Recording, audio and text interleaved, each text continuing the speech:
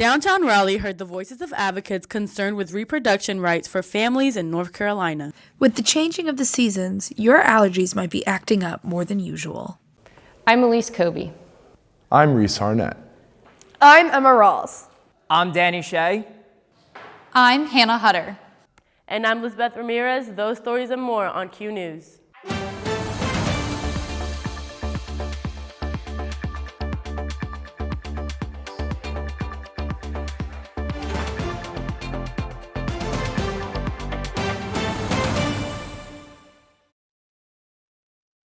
In the midst of right or left, there are many controversies stirring up America, one of them being reproduction rights. I took the time to go to our state's capital to learn more.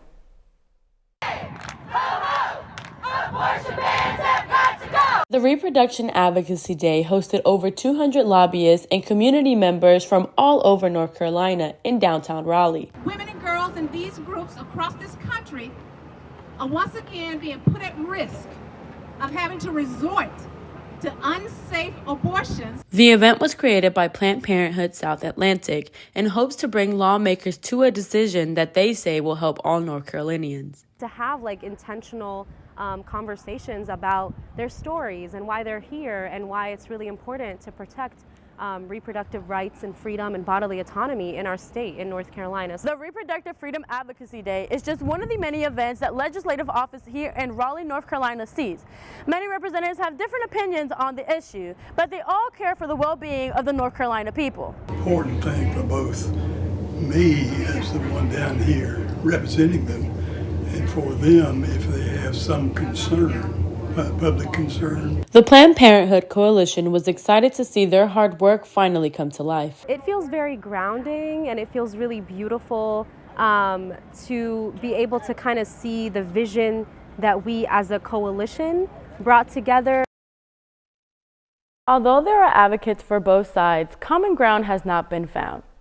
Another controversy that's been going on in America is climate change. Reese Harnett has more on the story. That's right, Lisbeth. Politics is a huge discussion in the world of High Point University, and our students had the opportunity to work with the Common Ground Committee to have a national discussion. I'm thrilled to be here with two extraordinary people today. Hosted by the University of Southern California, the Common Ground Committee held their annual panel discussion aiming to bridge divides over climate change. The only difference? Including from students who are watching remotely at High Point University in North Carolina. As one of 4 U.S. colleges to be chosen to have a watch party, over 40 HBU students gathered here to learn why finding common ground in politics matters.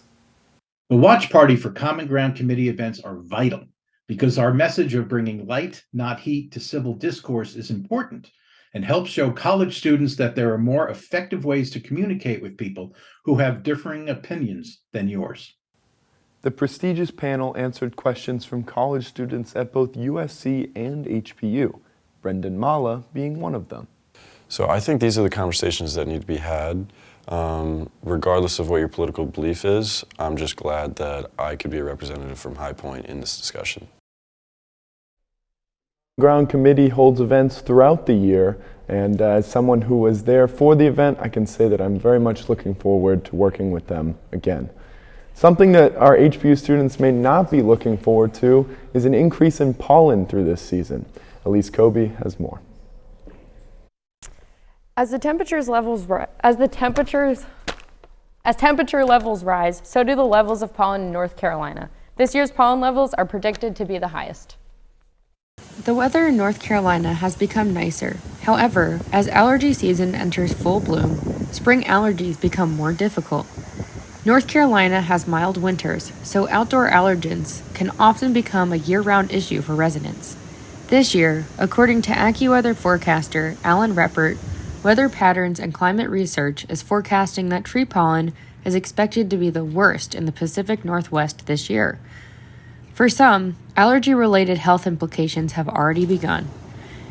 AccuWeather also reports that when temperatures are mild, plants may begin producing pollen sooner in spring and release pollen longer in fall. Senior Nikki Fritz spoke on her experience with her increasing spring allergies.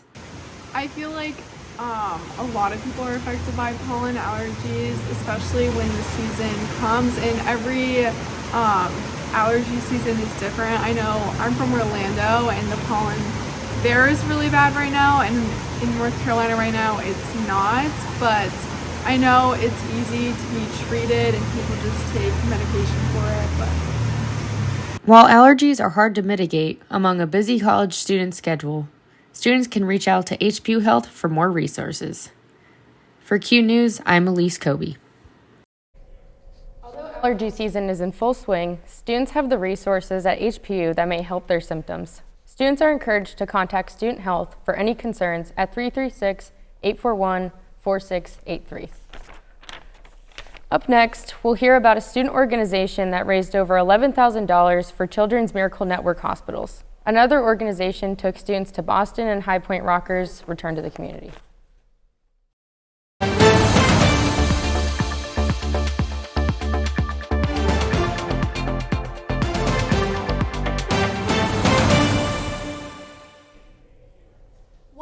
Children in North America are treated at a Children's Miracle Network hospital, a number only possible due to fundraising efforts like Dance Marathon.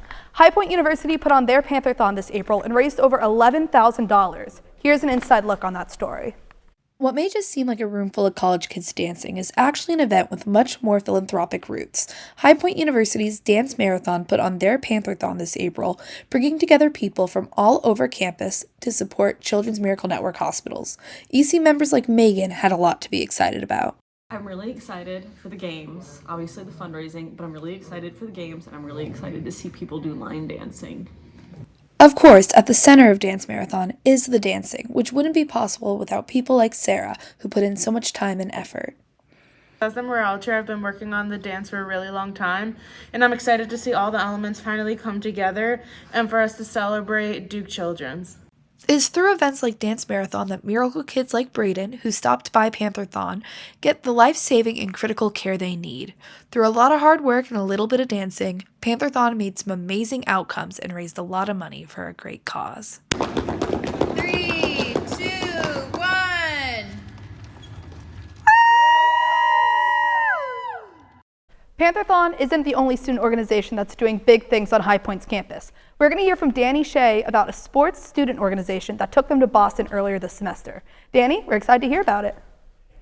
The National Sports Media Association here at High Point is a club that connects students to professionals within the sports media industry. Just a few weeks ago, myself and 3 other seniors were able to go to Boston with NSMA to do just that. Take a look. Just a few weeks ago, 4 seniors had the amazing opportunity to travel to Boston, Massachusetts with the National Sports Media Association. NSMA President Wendell Epps had Boston as a top target of where he wanted to take the club for their first trip in years. So when thinking of NSMA trips, thought about Bob Ryan, who's our sports board in residence. Obviously, Bob worked for the Boston Globe for many years, has a great connection, covering the Celtics for a very long time, and I just thought Boston would be the perfect city to go and honor Bob and be able to meet some people that he's worked with as well as teams that he's worked for and just have the opportunity to see what the Boston sports landscape's all about. During their time on the trip, the students got to go to a Bruins, Celtics, and Red Sox game, as well as connect with professionals in the sports media industry. But any sports fan would agree with Ava Sames that this experience was one to be excited for. One thing that I was really excited for, that I knew I was excited for and proved to be perfect, was going to Fenway Park for the first time. Seeing Fenway was absolutely insane. I'm a big baseball fan to begin with. I watch a lot of baseball, but actually going and seeing Fenway Park, it's a historic site essentially, and it was really cool to be able to watch a game in Fenway and see the Red Sox win. As fun as the games were, the reason NSMA traveled to Boston was to connect with professionals in the sports media industry. Along with seeing Game Creek trucks and having lunch with honor talent Meredith Gorman, the students on this trip got an exclusive tour of the Nesson studios in Watertown. So Nesson was an awesome experience. I've always wanted to go there for a long time, especially ever since I interviewed Meredith Gorman on my podcast back in 2021. Always talked with her about going there to visit. So getting the chance to actually see another professional sports network in person was an amazing experience. I've been able to see a lot of professional networks in person a couple times, but I think what separated Nesson from the other ones is just how innovative their set is and how they're constantly improving, and the people there were absolutely amazing. This trip was one of hopefully many in the future for NSMA here at High Point University. These students had an experience they will never forget, and as seniors, it was a way to have a proper send-off with their friends before graduation in early May. Going on this Boston trip with Wendell, Danny, and Piper was a really full circle moment for me because they are three of my best friends that I've met at High Point University and in the sports media department.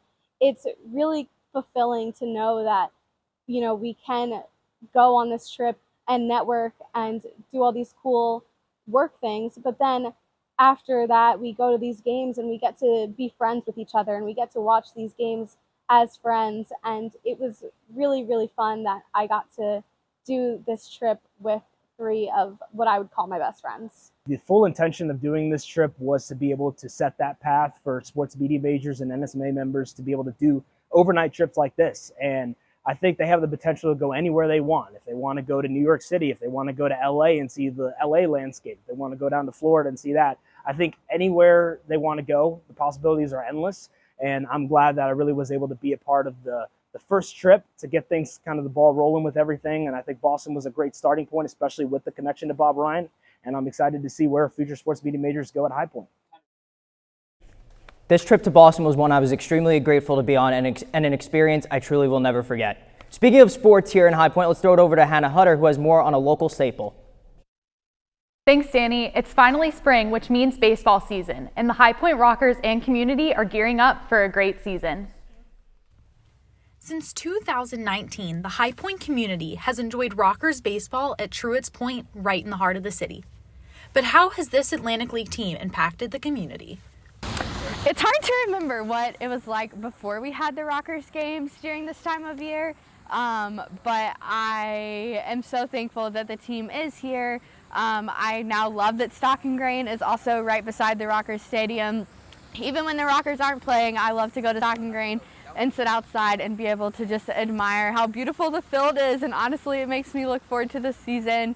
The Rockers haven't just created a place for community members to enjoy their summer nights, but they've also created partnerships with local businesses.